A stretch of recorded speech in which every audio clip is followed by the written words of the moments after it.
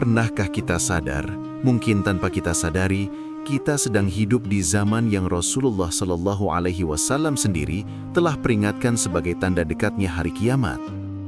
Dan yang paling mengerikan, bisa jadi kita termasuk di dalam tanda itu.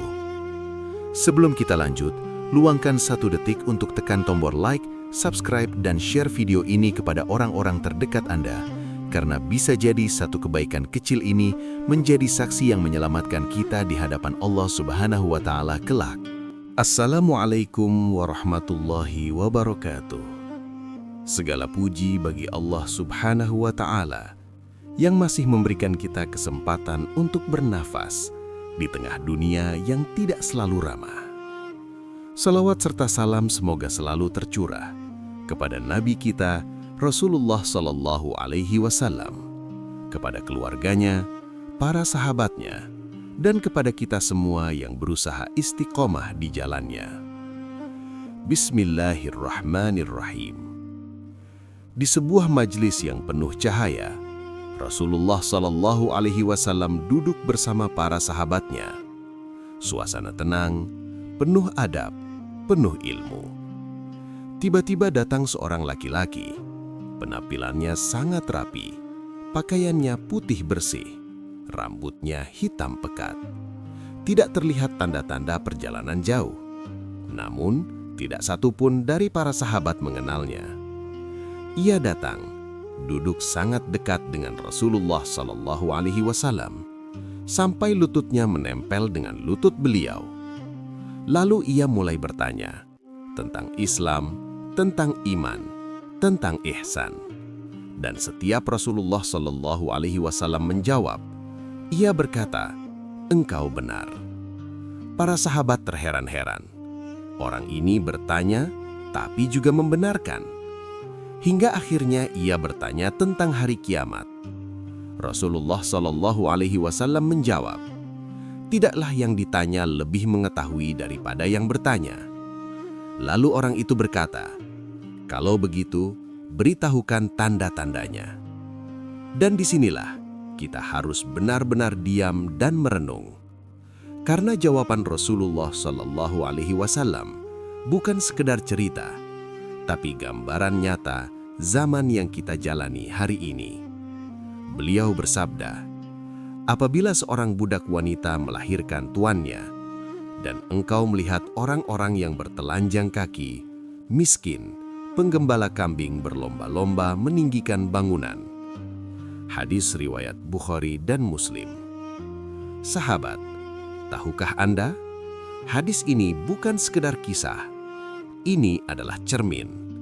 Dan mungkin kita sedang bercermin sekarang. Ibnu Hajar rahimahullah menjelaskan, makna budak melahirkan tuannya bukan sekadar perubahan sosial, bukan sekadar pergeseran zaman, tapi kerusakan adab yang paling dalam. Salah satu tafsir yang paling kuat adalah seorang anak yang lahir dari rahim ibunya sendiri justru tumbuh menjadi tuan bagi ibunya. Bukan dalam arti kemuliaan, tapi dalam arti kesombongan, penguasaan, dan kedurhakaan. Anak yang seharusnya tunduk justru mengatur. Anak yang seharusnya meminta justru memerintah. Anak yang dulu menangis minta digendong, kini membuat ibunya menangis dalam diam. Coba kita berhenti sejenak dan jujur dalam hati kita. Hari ini, berapa banyak anak yang berbicara kepada ibunya dengan nada tinggi? Berapa banyak anak yang merasa lebih hebat karena gelarnya? Berapa banyak anak yang merasa lebih benar karena penghasilannya? Berapa banyak anak yang merasa, "Aku lebih tahu daripada orang tuaku"? Padahal, semua yang ia miliki hari ini adalah hasil dari air mata ibunya, dari doa yang tidak pernah putus, dari sujud yang panjang di sepertiga malam, dari lapar yang disembunyikan, dari lelah yang tidak pernah dikeluhkan. Namun, ketika ia berhasil, ia lupa siapa yang dulu mengorbankan segalanya. Allah Subhanahu wa Ta'ala sudah mengingatkan dengan sangat tegas, bukan sekadar perintah, tapi perintah yang diletakkan setelah tauhid. Wa qada rabbuka alla ta'budu illa iyyahu wa bil walidaini ihsana. Imma yablughanna 'indakal kibara ahaduhuma aw kilahuma fala taqul lahuma uffin wala tanharhuma wa qul lahuma qawlan karima. Quran Surah Al-Isra ayat 23. Artinya, dan Tuhanmu telah memerintahkan agar kamu jangan menyembah selain Dia, dan hendaklah berbuat baik kepada kedua orang tua. Perhatikan baik-baik, Allah Subhanahu wa Ta'ala tidak hanya melarang memukul, tidak hanya melarang menyakiti, bahkan satu kata kecil saja, itu saja sudah dilarang, karena Allah Subhanahu wa Ta'ala tahu kedurhakaan itu selalu dimulai dari hal kecil, dari nada suara, dari raut wajah, dari cara memandang, dari cara menjawab. Lalu perlahan menjadi bentakan, menjadi hinaan, menjadi luka, dan akhirnya menjadi penyesalan yang tidak ada gunanya. Sahabat, kalau hari ini kita masih bisa berbicara dengan ibu kita, itu bukan karena kita hebat, itu karena Allah Subhanahu wa Ta'ala masih memberi kita kesempatan. Hari ini, kita hidup di zaman yang aneh. Zaman di mana seorang ibu harus berpikir 2 kali sebelum berbicara kepada anaknya. Takut anaknya marah, takut anaknya tersinggung, takut kehilangan kasih sayang anaknya sendiri. Banyak ibu yang menangis tapi tidak bersuara, menahan sakit tapi tetap tersenyum demi menjaga hati anaknya. Padahal hatinya sendiri hancur. Banyak ibu yang diperlakukan bukan sebagai ratu di rumahnya, tapi sebagai pembantu. Disuruh ini, disuruh itu, tanpa terima kasih, tanpa penghargaan, bahkan tanpa rasa bersalah. Sahabat, ini bukan sekadar cerita, ini kenyataan. Dan yang lebih menyakitkan, pelakunya bukan orang lain, tapi anak-anak yang dulu mereka besarkan dengan penuh cinta. Inilah yang dimaksud oleh Rasulullah SAW, dunia yang terbalik, yang seharusnya di atas menjadi di bawah, yang seharusnya dimuliakan justru direndahkan, dan yang seharusnya tunduk justru berkuasa. Rasulullah SAW bersabda, "Ridallah fi ridal walid, wa sakhatullah fi sakhatil walid." Hadis riwayat Tirmidzi. Artinya, ridho Allah Subhanahu wa Ta'ala tergantung pada ridho orang tua, dan murka Allah Subhanahu wa Ta'ala tergantung pada murka orang tua. Sahabat, hadis ini singkat namun menghantam langsung ke jantung kehidupan kita. Karena ukuran keberhasilan kita di sisi manusia belum tentu berarti apa-apa di sisi Allah Subhanahu wa Ta'ala. Kita bisa saja dipuji di dunia, dianggap sukses, dihormati, dikenal. Tapi jika di dalam rumah kita sendiri ada seorang ibu yang menangis karena sikap kita, maka semua itu bisa runtuh dalam sekejap. Renungkan, kalau ibu kita tersenyum karena kita, itu bukan sekedar senyum, itu adalah pintu langit yang terbuka.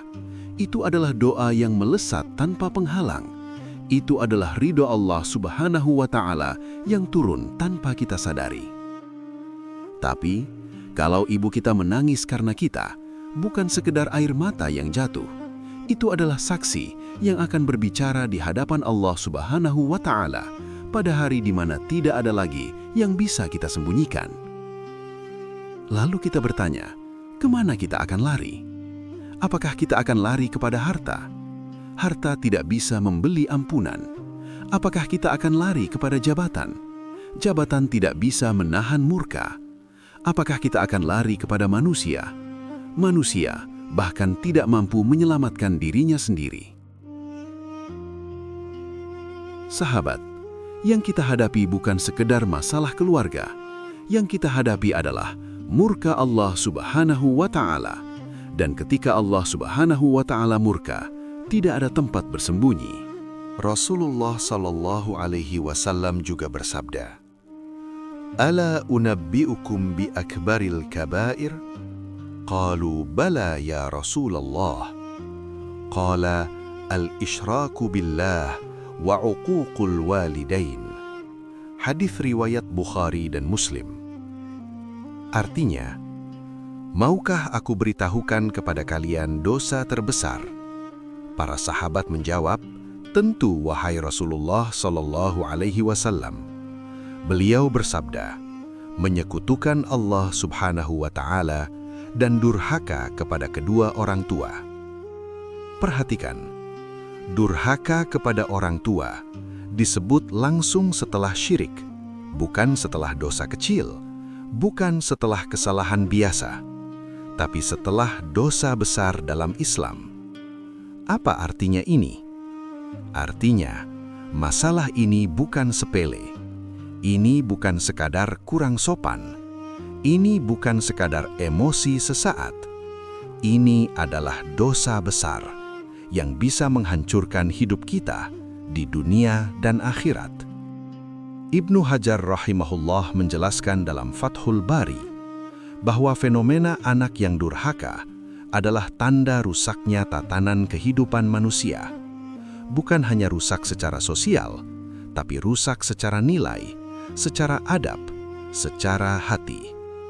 Ketika manusia tidak lagi tahu siapa yang harus dihormati, tidak lagi tahu bagaimana bersikap, tidak lagi tahu batas antara benar dan salah, maka yang terjadi adalah kekacauan yang pelan tapi pasti. Anak tidak lagi merasa sebagai anak, orang tua tidak lagi dihormati sebagai orang tua, dan keluarga kehilangan ruhnya. Sahabat, ketika adab hilang, ilmu tidak lagi bermanfaat. Ketika hormat hilang, cinta berubah menjadi luka. Ketika rasa takut kepada Allah Subhanahu wa Ta'ala hilang, manusia mulai berani melawan, bahkan kepada orang tuanya sendiri. Dan di titik inilah, dunia mulai terbalik. Yang seharusnya di bawah, naik ke atas. Yang seharusnya dimuliakan, justru diinjak. Yang seharusnya dilayani, justru diperintah. Ibnu Hajar rahimahullah mengingatkan bahwa kondisi ini bukan kebetulan. Ini adalah tanda bahwa manusia telah jauh dari petunjuk. Dan ketika manusia jauh dari petunjuk, maka yang mendekat adalah kehancuran. Pesan mendalam dari Sunan Kalijaga. Sahabat, para wali Allah Subhanahu wa Ta'ala tidak hanya melihat dengan mata, mereka melihat dengan hati. Sunan Kalijaga memberikan isyarat yang sangat dalam, bahwa ketika pasar kehilangan suaranya, artinya hubungan manusia mulai dingin, tidak ada lagi kehangatan, tidak ada lagi kedekatan, semua serba cepat, semua serba transaksi. Ketika ulama mulai hilang, artinya cahaya ilmu mulai redup.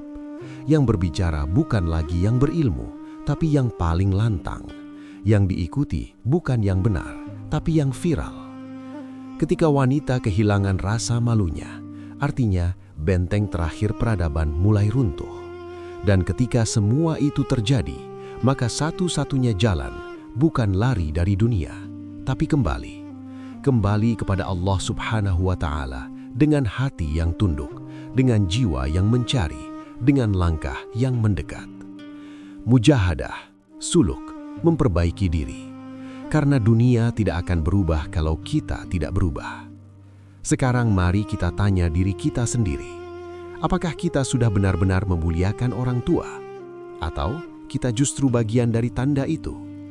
Jangan tunggu penyesalan, karena waktu tidak pernah kembali. Sebelum kita akhiri, saya ingin tahu, Anda yang sedang menyimak ini, dari mana Anda menonton video ini? Tuliskan di kolom komentar. Dan mari, kita hidupkan kolom komentar dengan sholawat atau doa terbaik yang sering Anda panjatkan sepanjang hidup. Misalnya, Allahumma sholli ala Muhammad, atau doa yang paling Anda cintai. Semoga menjadi amal jariah untuk kita semua. Jangan lupa like, subscribe, dan share video ini. Karena bisa jadi video ini adalah sebab hidayah untuk orang lain dan menjadi cahaya untuk kita di akhirat nanti. Wassalamualaikum warahmatullahi wabarakatuh.